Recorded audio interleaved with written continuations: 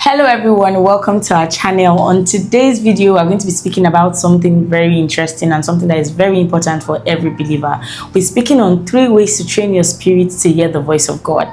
But before we proceed, please like this video and please subscribe so that this video can get to a greater number of people so that they can also be getting the knowledge you're about to get now. The first way to train your spirit man to hear the voice of God is that you must learn how to practice stillness. You know, we are in a world where everybody's busy, everybody wants to do. The world is telling you do. But God is saying be. That's what the Bible said in Psalm 46 verse 10. It says, be still and know that I am God. You see, the know there is not speaking about head knowledge. It's speaking about spirit knowledge, experiential knowledge. So when you are still, you will know. Are we together? Yes. No, the Bible is speaking in Psalm 77 verse 6. If you read the New King James Version, the Bible says something very prophetic. It says, I meditate within my heart, and my spirit began to make diligent search. So in the place of meditation, in the place of stillness, your spirit begins to search the deep things of God. So you must understand the place of stillness. Because visions are internal in nature. The issue with many people is that they are trying to see visions with their physical eyes, trying to look for the angel that is flying. But you have to look within. Yes. Because your spiritual eyes is within. Yes. You need to understand that when you now take the mode or the posture of stillness, all of a sudden, the Lord begins to drop images in your heart, pictures in your heart. Yes. It has a thought. You know, the Bible is speaking in Daniel chapter 2. When Daniel was speaking to the king, he said, thoughts came into your mind about what will come to pass after this. So that your mind is your powerhouse. Yes. Because there is a difference between the one you thought by yourself and the one God sent. The one God sent, you discover that it came. You did not form it yourself. But the one you imagined by yourself, you know you were the one that thought about it. So pay attention to those spontaneous images, spontaneous videos, spontaneous thoughts that are lights in your mind, that you were not the one that thought about it by yourself. Pay attention to that whenever you are still. This is one way to train your spirit. And you need to understand that the power is in the consistency. The more you do it every day, the more you become more prophetic. Are we together? Yes. Another way to train your spirit to hear the voice of God is through journaling. Now, journaling is the act of writing down the things that God has said to you, the things you have received from the Spirit. Now, the reason why a lot of people have stopped hearing from God or are not hearing from God as effectively as they used to is because they stopped journaling. Now, you must understand that God does not like wastage. And whenever God gives you a vision, He expects that you treat it with so much value and respect.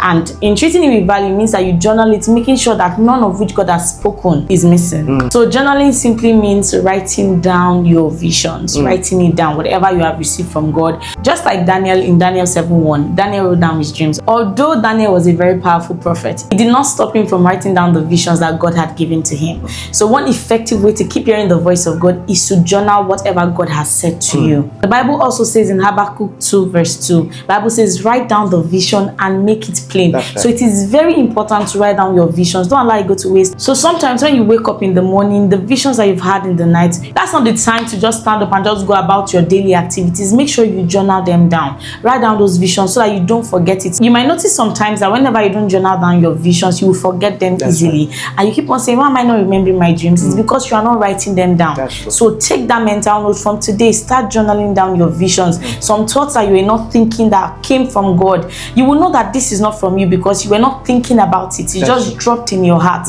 Write it down. Journal those things. Journal it down, and you will see that as you keep on going, as time goes on, hearing the voice of God will not be a hard thing anymore. That's true. You see, writing down your revelations is very important. Yes. Because even when John the Beloved met with Jesus in the book of Revelations chapter 1 verse 11, Jesus said to him, say, what you are saying, write it down. That is very it's very spiritual. As funny as it may seem, it is very spiritual to write. I'm telling you. Because when God sees you honor that realm, He will open it more to you. There are many dreams or revelations you had. Oh, you said, oh, you will never forget. And later on during the day, you forgot. You're trying to remember, what did I say again? If you wrote it down, you just go access the material and it's open to you. And it's open to you again. Are we together? So writing down is very important. Even the 10 commandments did not just come as a thought. God did not just say it to Moses. God wrote it down. So it is very important to write down those visions. Write down whatever you know that God is saying to you. Don't allow them go to waste. That's true. It's true. Funny enough, there are some of the visions you receive now that may not be for now. Maybe for next year, 5 years time. Then 5 years later, you just have this prompting to go back to the book you wrote or Revelations or your dreams. And you discover that you are living in the prophecy already. You discover that there are instructions God told you, do this 5 years time, and you calculate the time. You see that it's 5 years already. You act and you see the results in your life. Are we together? It's very spiritual. Yes, and even sometimes the visions that God has given to you, it can come as an encouragement if you wrote them down. Yes, that's you can true. always go back and say, okay, God said this at this time. It happened here. We can trust that God will do this again. Yes, very important. And the third way to train your spirit to hear God, you must be a man or a woman of prayer. Yes. You can, because prayer is a dialogue, not a monologue. Yes. It's not all about you say, oh Lord, help me, help me, help me. It's a two-way thing. Two-way. You're speaking, God is speaking back to you. Yes. Most of the apostles in the Bible heard God when they were praying. Yes. Like we saw in the Bible, in Acts chapter 10, Peter was on the rooftop, was on the rooftop praying, and he had a vision. The same happened to Apostle Paul in Acts 22, 17 to 18. He was praying in the temple, and he had a vision. He said visions and prayers, they go hand in hand. Yes. So you must be a man of prayer. I'm not talking about distracted prayer. I'm saying intentional prayer. Where you sit down, you know you want to hear God. You know, not the prayer that you are doing other activities. You are not multitasking in prayers. Yes.